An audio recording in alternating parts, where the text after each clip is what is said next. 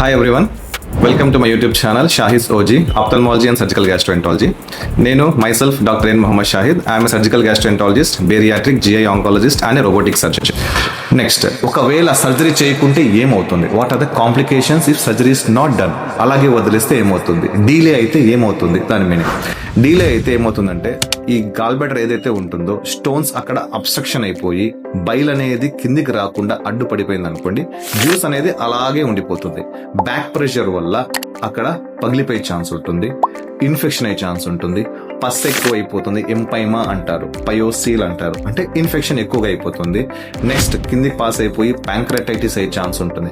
All these conditions leads to ICU stay. ఐసీయూలోకి వెళ్ళిపోతారు patient, ventilator మీదకి వెళ్ళిపోతారు, పేషెంట్ డెత్ అయ్యే ఛాన్స్ కూడా ఉంటుంది. అందుకే gall bladder stones if symptoms persist, symptoms ఉన్న patient never delay, immediately treatment తీసుకుంటే సర్జరీ స్మూత్లీ అయిపోతుంది, లాప్రోస్కోపీలో అయిపోతుంది.